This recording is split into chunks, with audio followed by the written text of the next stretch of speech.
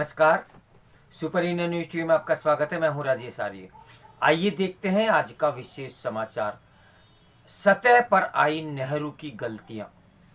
किरण रिजिजू और जयराम रमेश के बीच तकरार से इतिहास में दबी नेहरू जी की भयंकर गलतियों का जिन बोतल से बाहर आ गया है।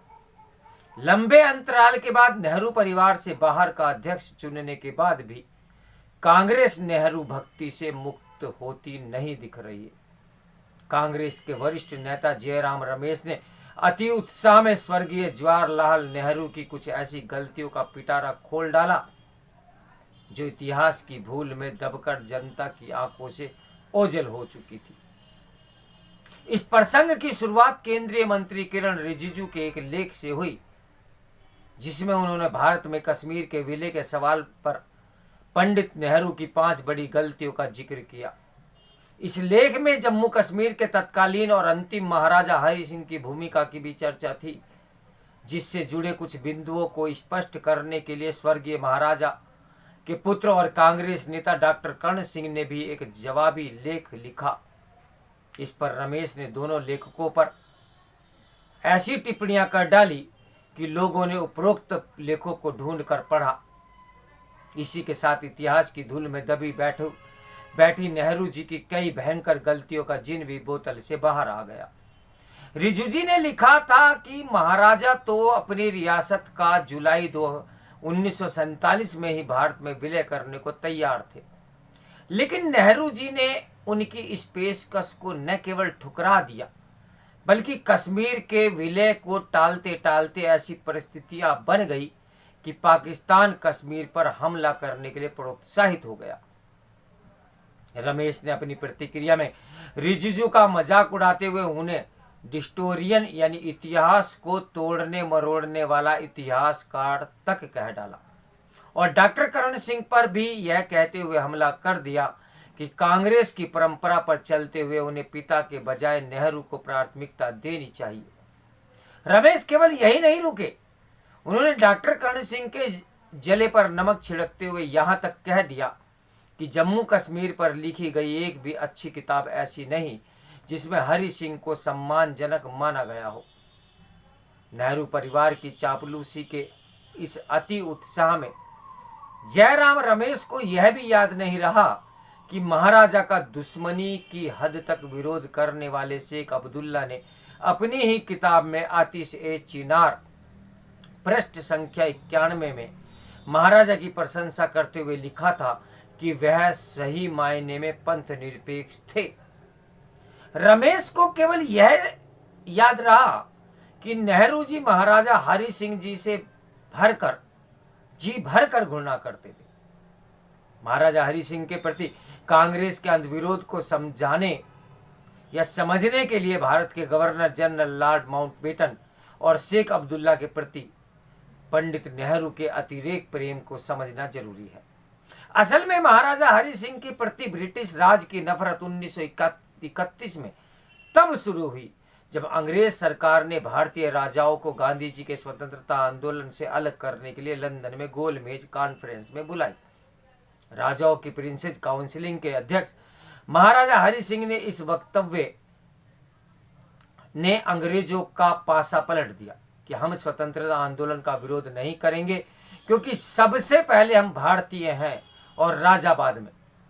महाराजा से चिड़ी अंग्रेज सरकार ने उसी साल शेख अब्दुल्ला को अपने मोहरे की तरह इस्तेमाल करना शुरू कर दिया, क्योंकि अलीगढ़ मुस्लिम विश्वविद्यालय की इस्लामी चाशनी में पगे हुए शेख ने हिंदू महाराजा के खिलाफ बगावत का झंडा बुलंद कर दिया था।